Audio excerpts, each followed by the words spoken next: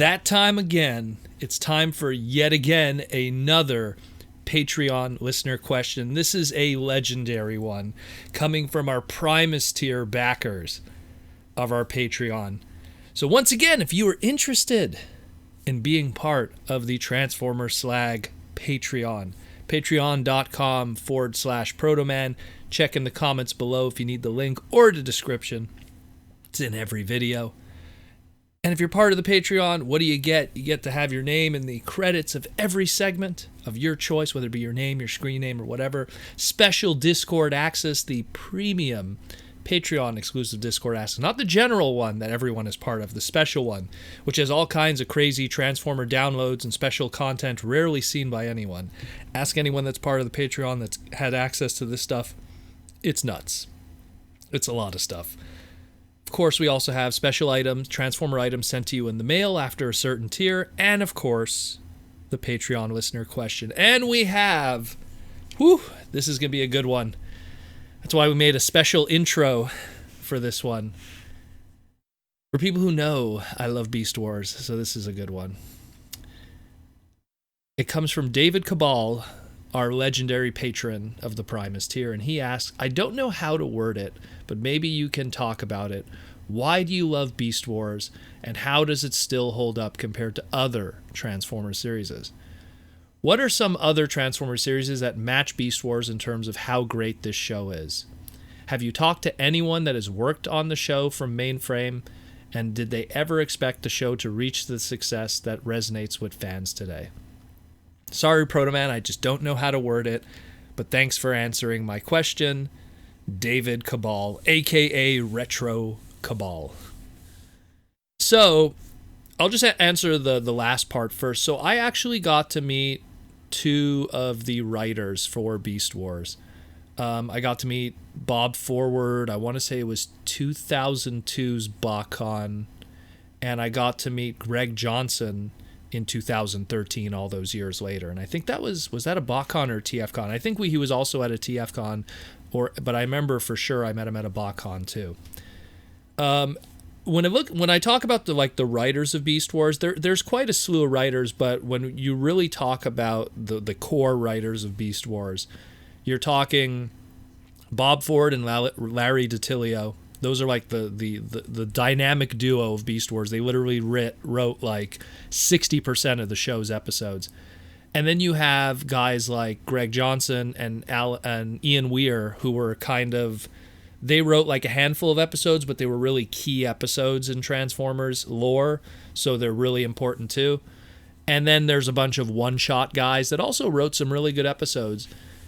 And later on in this discussion, I'm going to kind of give them a chance to shine and really talk about them, because the thing with Beast Wars is that, the Transformers shows are a boys' toy line. That's always how it's been depicted, and an action genre. But I've always felt that, anyone could pretty much put together action. Action could be easily drawn, or it could be it could be done in animation or in movies, and that really falls onto cinematography more than anything, whether it be from a comic book nature or an animation nature. And so it's not really how action is done, but how it's framed. And where the uniqueness comes from one Transformer series to the next, and we've had so many Transformer different, comic books, movies, TV series, what makes Beast Wars special, and same thing other Transformer series that people love, comes from the writing, character development, character growth, that kind of stuff, the dynamics of individuals. And I was introduced to Beast Wars at a really good time, because Beast Wars came out in 96, the TV series specifically. The toy line came out in late 95, and I pretty much fell in love with it because of what was the environment of storytelling for cartoons on television at the time. You had Batman the Animated Series, came out a few years prior, and really rewrote the game on how you tell a story for cartoons, for kids, that you could still sell tons of action figures, but tell a compelling story that even a teenager or an adult could also appreciate and enjoy, and ignore the fact that they're watching, animation, which for the longest time was typecast into just being a child product. Obviously the anime boom later on would get rid of that in the late 90s and early 2000s, but back then animation was pretty much relegated for children.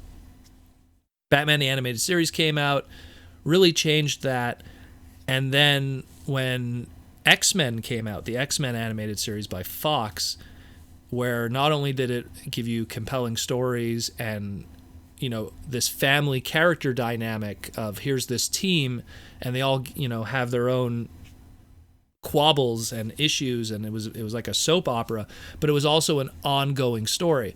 Batman the Animated Series, you had Batman, you had later on Batgirl and Robin and stuff like that, and Alfred, but there really wasn't too much of a team dynamic. And Batman the Animated Series, while there was ties to past episodes, it really was episodic. The X-Men series came around and showed that you could tell this long ongoing story arc, this soap opera, if you will, with all of this cast of characters, and sell tons of action figures. And Toy Biz made tons of toys and made tons of money and exclusives during that time. So I bring up those two because those were very key in the early to mid 90s in terms of telling other companies what you could do. And then a little company called Mainframe came around. And Mainframe, a Canadian company, had done CG before in small little pieces and everything like that. And then they went around and started shopping around like some ideas.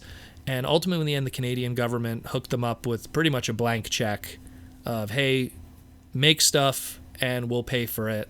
What do you need? You need good computers, we'll pay for it. And they made a show called Reboot. And Reboot, while it had, hit or miss success in the United States, ABC ran what they called season 1, which was only 4 episodes, but it got canceled, and it kind of continued its run in Canada and just found an audience over there. But Reboot really was like the prototype of what they wanted to do later on for something like Beast Wars, where a brand new groundbreaking kind of animation mixed with a more skewed adult kind of writing. Reboot, I mean, you watch it as a kid, so much stuff goes over your head. You go back years later and watch it, and you go, wow, a lot of sexual innuendos, a lot of tech talk that just would go over your head. Just an amazing series. And after they finished Reboot Season 2, they leaned into their next project, which was Beast Wars. And working with, at the time, Kenner, which was handling the Transformers brand. Transformers was a dead brand at the time. Generation 2 had not succeeded. And it was pretty much them to have this like blank canvas that they could tell a story. And hey, if it does well, all the best. But as it stands right now, that Power Ranger thing is kicking butt. And those X-Men cartoons are kicking butt. And did I say Power Ranger cartoon? I meant to say Power Ranger TV series, excuse me. X-Men is doing well. Like, so they knew where they wanted to be. They wanted to be something that was a little more well-written.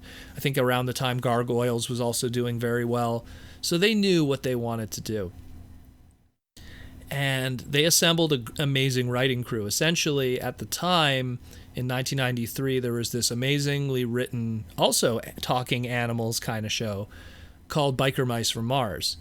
And Biker Mice from Mars had a writer by the name of Bob Forward, and Bob Forward was working with Greg Johnson, who I mentioned just before, also at Biker Mice from Mars.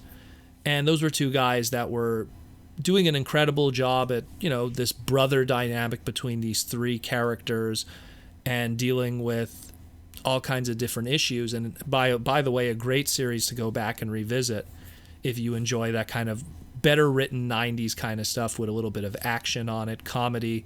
Great show, underrated. People don't talk about Biker Mice from Mars enough. I think it's the name that scares people away. It's kind of that Teenage Mutant Ninja Turtles, Cowboys of Moo Mesa, Street Sharks kind of title. Barnyard Commandos. I know I'm forgetting one. But the point is, Biker Mice from Mars, go back and watch it. Really good one. And they also got Larry DiTillio, who had just come off of doing Captain Power and the Soldiers of the Future, another TV show that you would think aimed at kids, but really written for adults in a lot of ways, and a lot of stuff going on there. And Larry, the way that he wrote Captain Power had a lot of reboots kind of elements in there too, all those years prior.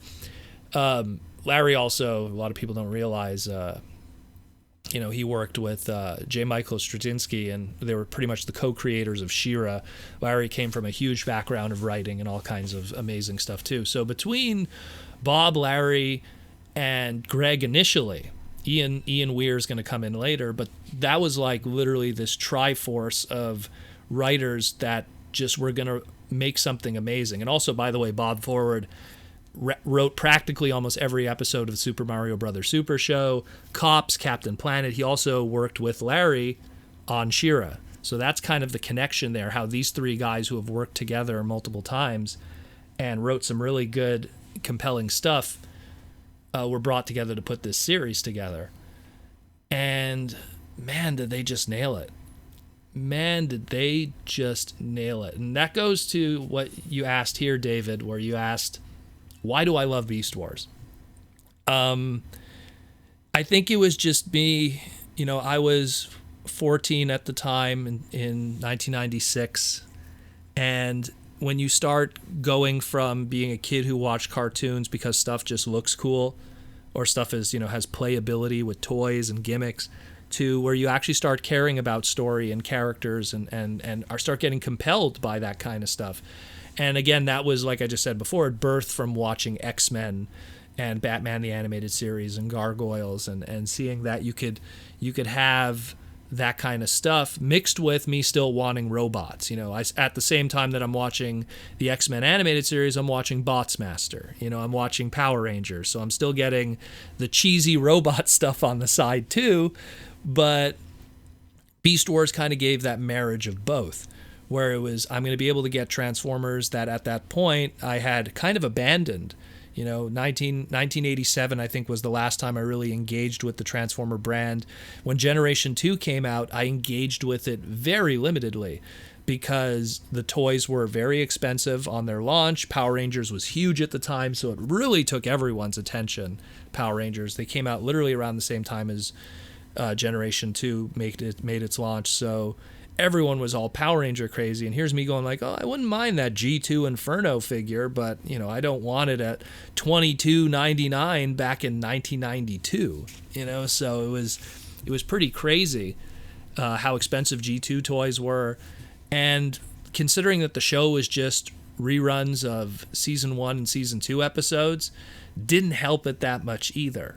I never read the comic books initially during the Generation 2 run. I know Jaws D did, but I never was able to get my hands on the 12 issues of the Generation 2 comic book back then. Obviously, years later, I would, and enjoy everything that Simon Furman wrote. But, it was, G2 was such a blip, and it really was a failure for Hasbro, that it gave birth to Beast Wars' ability to kind of go outside the box because of how where the brand was at the time.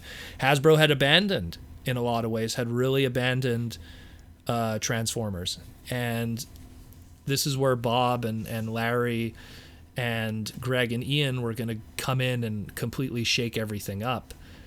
And it was just such a great series.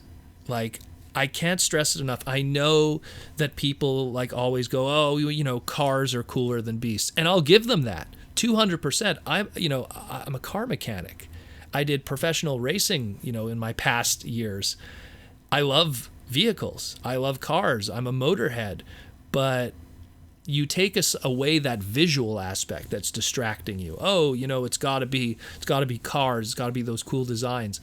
But keep in mind, the Michael Bay movies had a lot of sexy cars in them too. A lot of awesome designs, crazy action. Would you say those movies are, top tier, amazing, best of Transformers stuff? Some people would argue it's some of the worst. I'm not going to get into that discussion, but some people would argue that it's some of the worst Transformers stuff. So it really shows that at the end, you could have the explosions, you could have the really sexy cars, but it's not going to carry something. But great character development, it doesn't matter if they turn into a cheetah or if they turn into a Jaguar car, you know, it doesn't make a difference.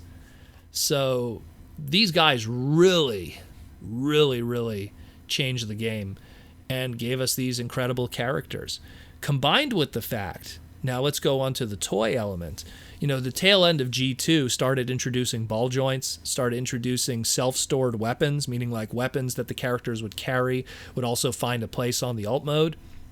So it wouldn't just be on the side easily to get lost.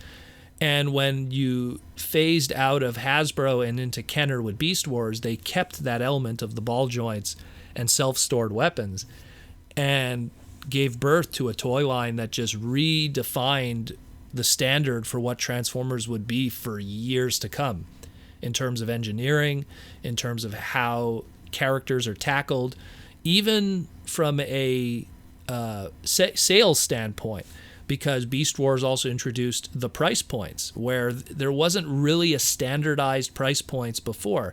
Yeah, like you could go all the way back to 1984 G1 and go, okay, you had the Minibot price point, the car price point, but then you also had the tape price point, and what was Soundwave, and Megatron was something else, and then Optimus was this. So there really wasn't a standardized kind of, you know, bang, bang, bang kind of price point that would go on for years, where Beast Wars introduced Basic, Deluxe, Mega, and Ultra. And Basic, Deluxe, Mega, Ultra would carry on for years and years, and then just, you know, they would change the name. Now Mega's called Voyager, you know, Ultra is, you know, kind of gone now, but it kind of evolved into a slightly more expensive leader. So Beast Wars kind of introduced that also, or standardized price points. And what standardized price points means, it was a lot easier to plan figures, to plan around a price point and a budget, and it just made things easier for stores in terms of displays and how to buy stuff. Like it just all worked out great.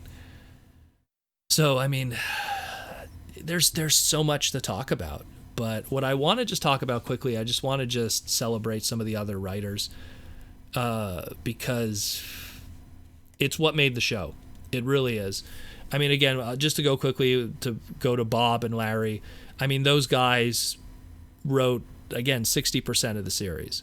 So like a lot of the key episodes they wrote, whether it be the Beast Wars 2-parter, you know, The Trigger, Call of the Wild, Low Road, Before the Storm, Other Voices, Coming of the Fusers, Agenda Part 1, 2, and 3, Optimal Situation, Go with the Flow, The Nemesis Part 1, what's it called there?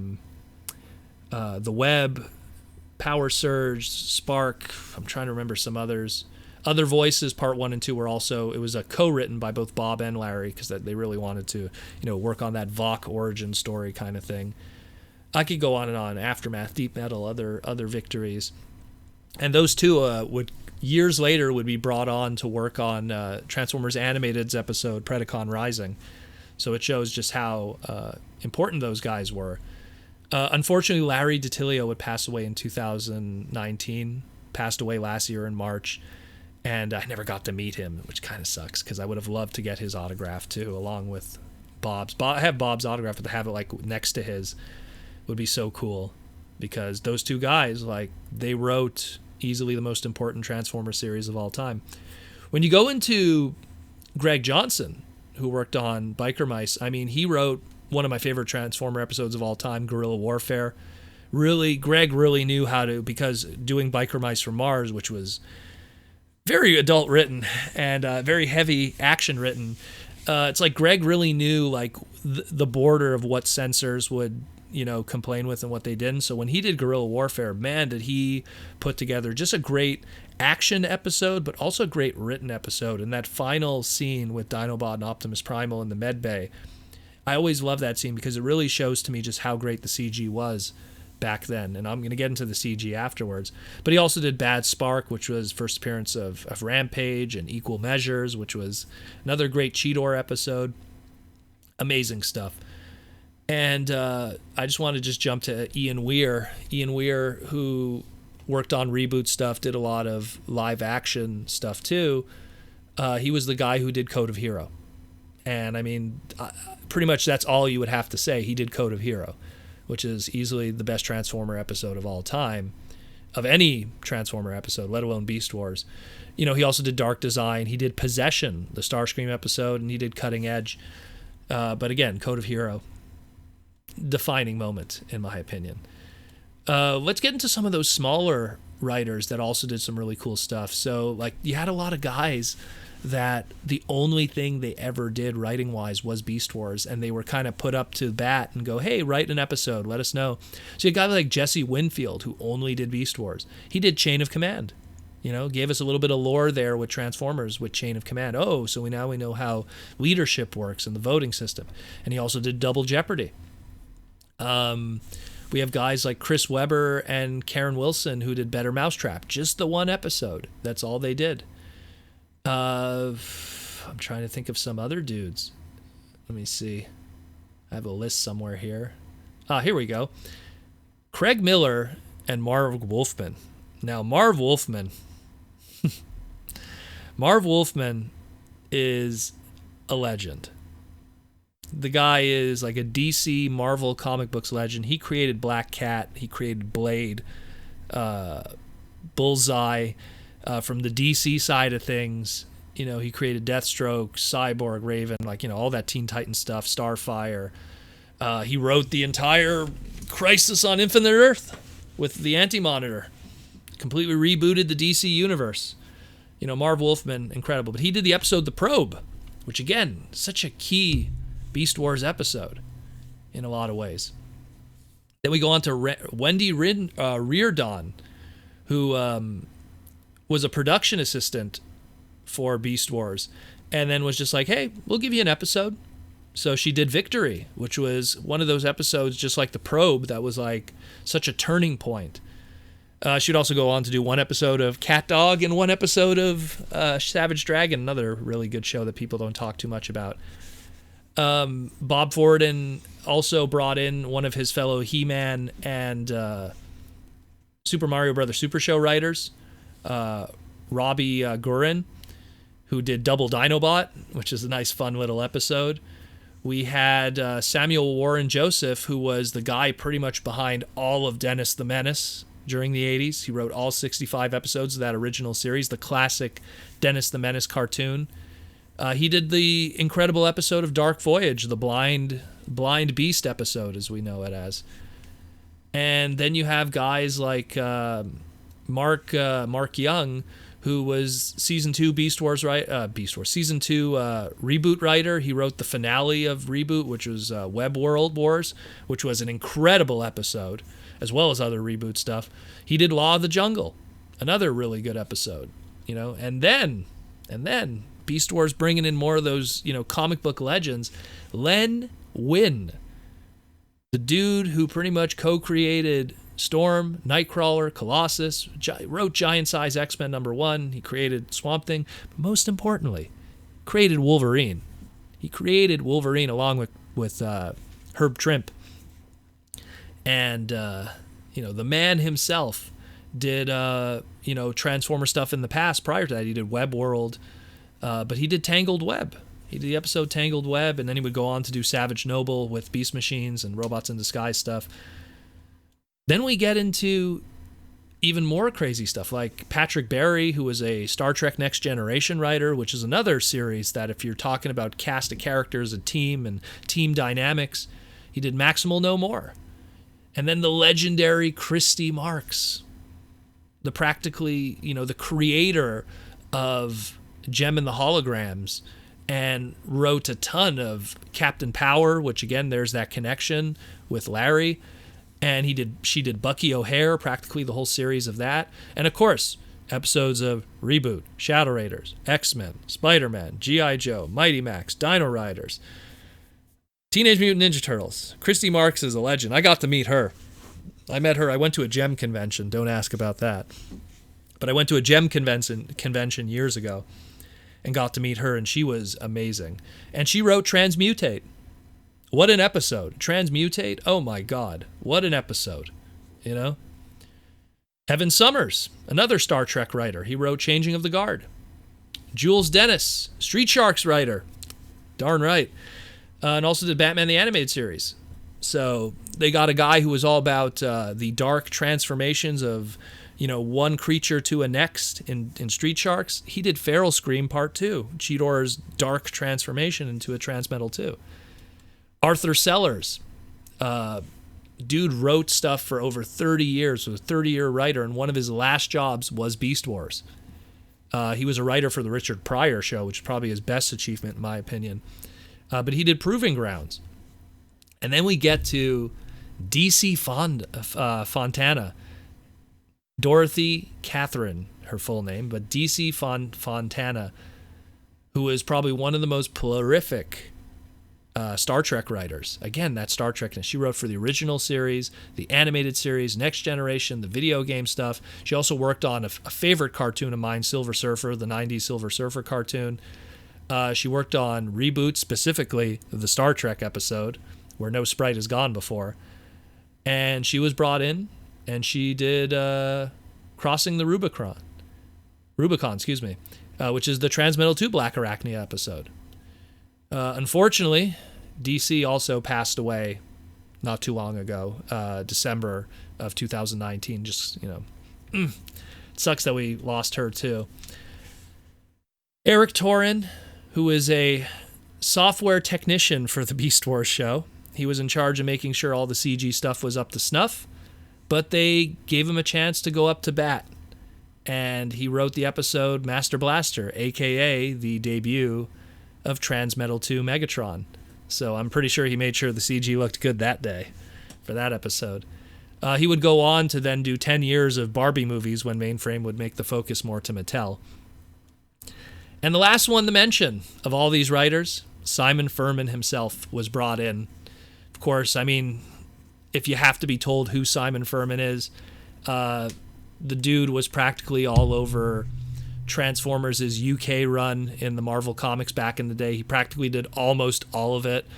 When Bob Budiansky, what a tongue twister his name is, Bob Budiansky, when he stopped working on the Marvel Comics after issue 54, I want to say it was, Simon took over and did the entire run up until issue 80, and then would end up going to do all of Generation 2. And would do all of the, whole bunch of stuff with Dreamwave comic books, specifically the War Within stuff, which I really enjoyed. The guidebooks, he did the Armada books.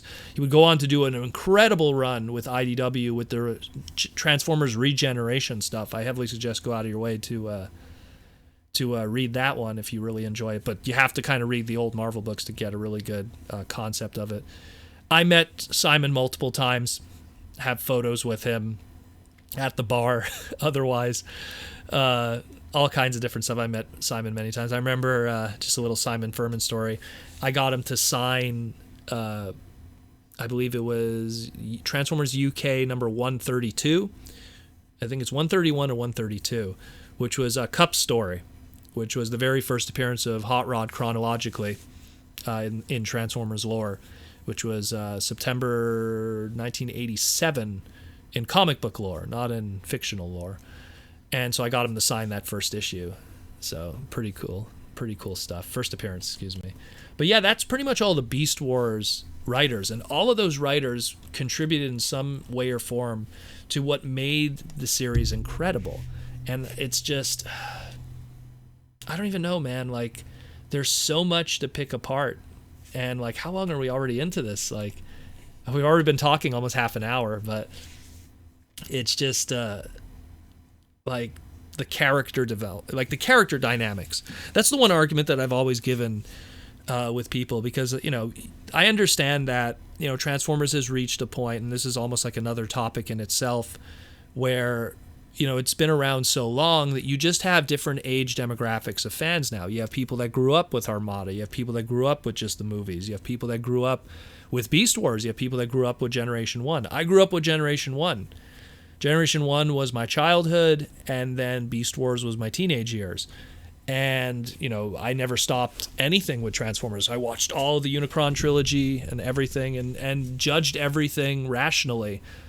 But sometimes I meet individuals that it's kind of hard to, because they go like, oh, why do you like Beast Wars? It's crap. And then I go, well, what's your favorite Transformer series? Oh, the Unicron trilogy is the best.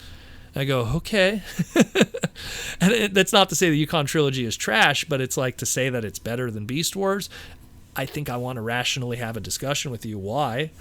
But when it comes to Generation 1 fans, I've sat down with fellow TFCon staff members and okay, explain to me why G1 is better.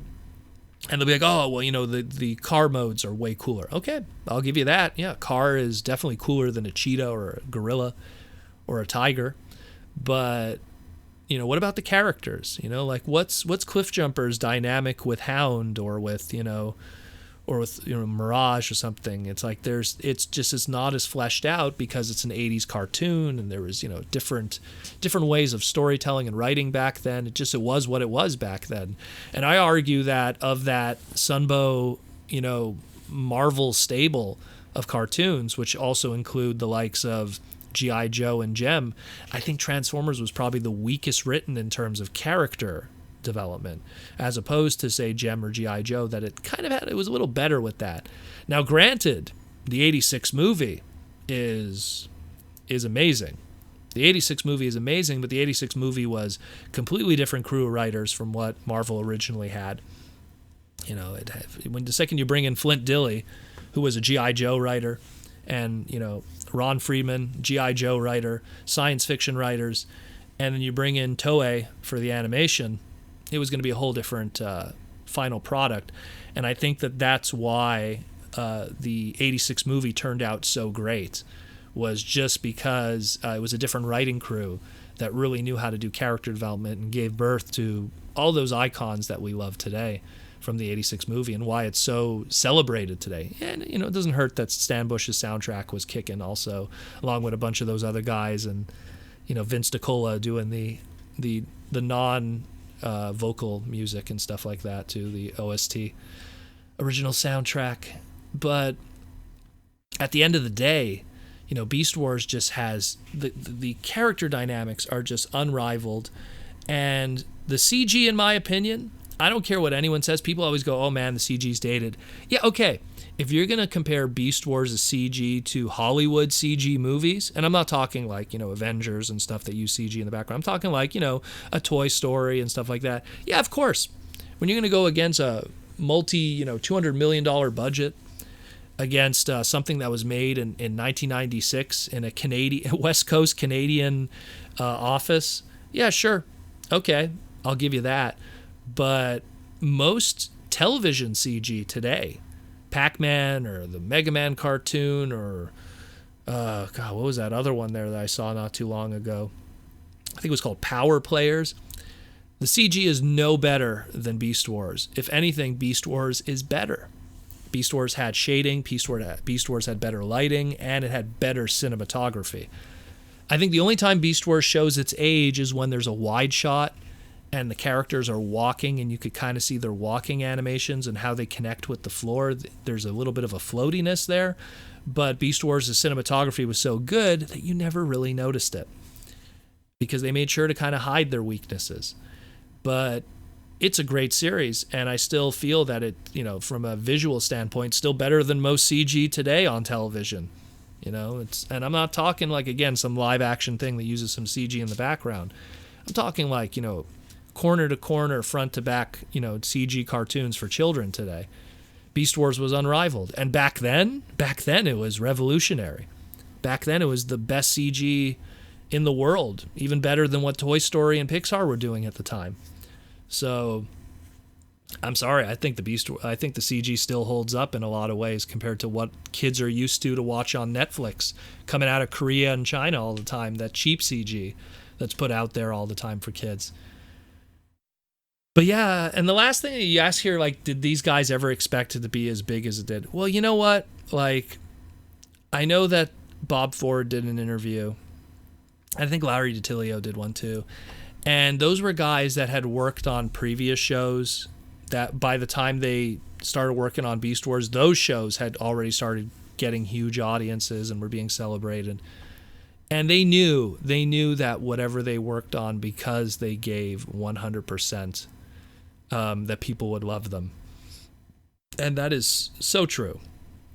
That is so true because, like, they gave birth to characters that, I mean, it's something that dawned on me when I started collecting Masterpiece Transformers, where usually when you're buying or just Transformer toys in general, usually when you're buying Transformer toys, you only need to buy it once. You just buy the figure once because you feel it's going to be represented properly in the robot mode. You know, I don't know a single Transformer fan that displays their Transformers in alt modes, like in the car or the jet. They usually depict it in the robot mode because that's where the character was.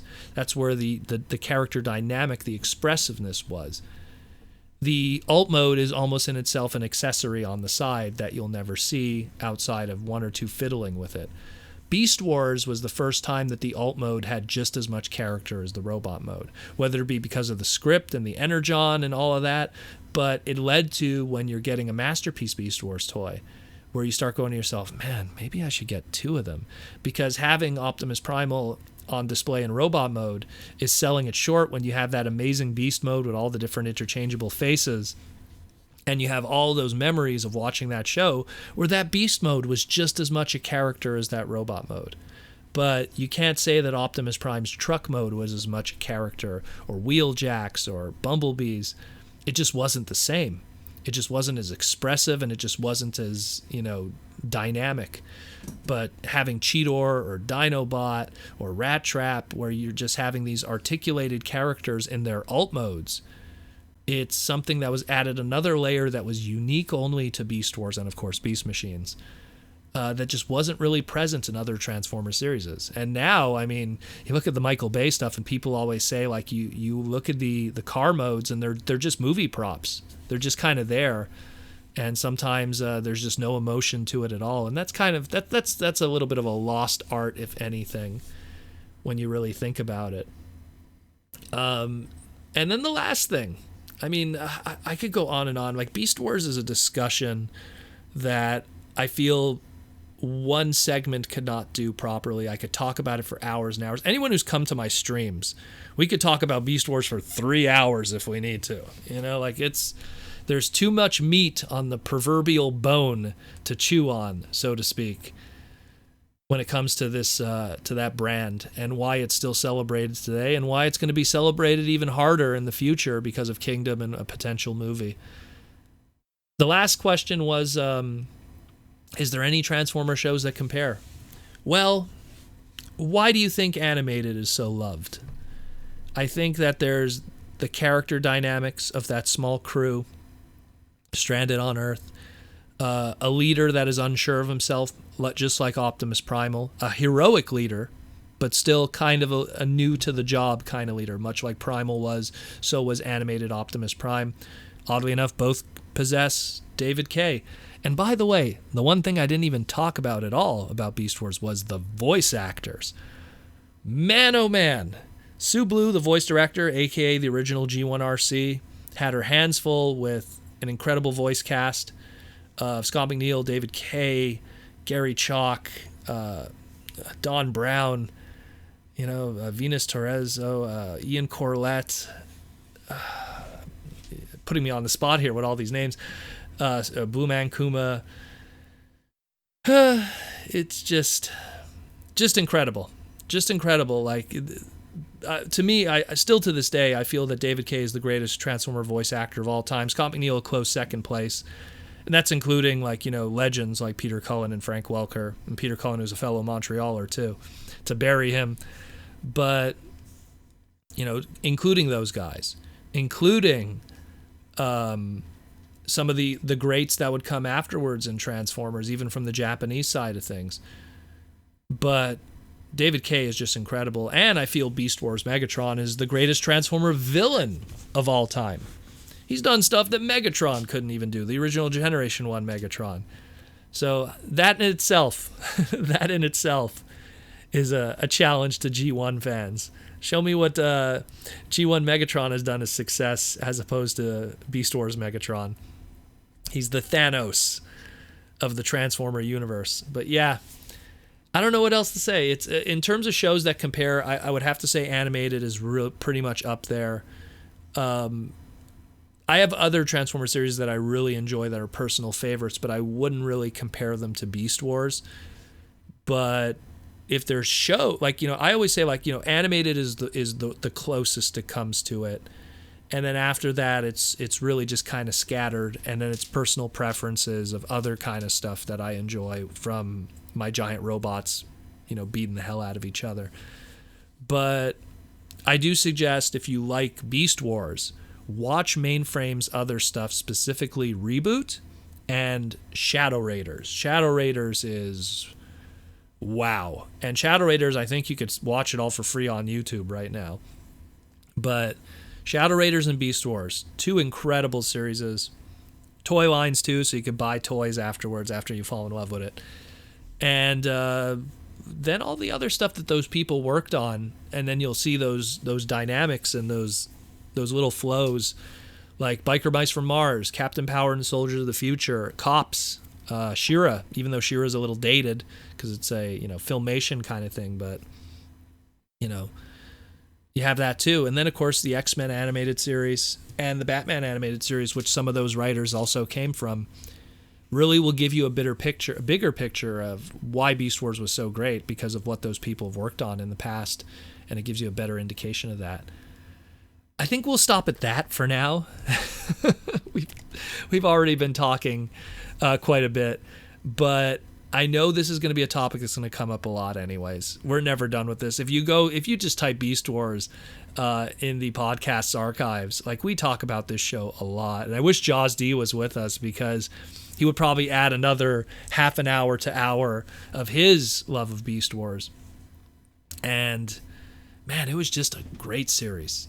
Just like, not just in terms of Transformers, but just as a whole, it's a great series. And I think that people are going to start realizing just how great it is, in the way that people look back at other 90s stuff now and start going like, man, that was like a top 3 top series of all time. And Beast Wars is definitely one of those, easily. And I think that the celebration is only just beginning now that we have, again, Kingdom and the Masterpieces really embracing it, and a potential Beast Wars movie on the horizon from Paramount Pictures. But I hope that answers your question, David.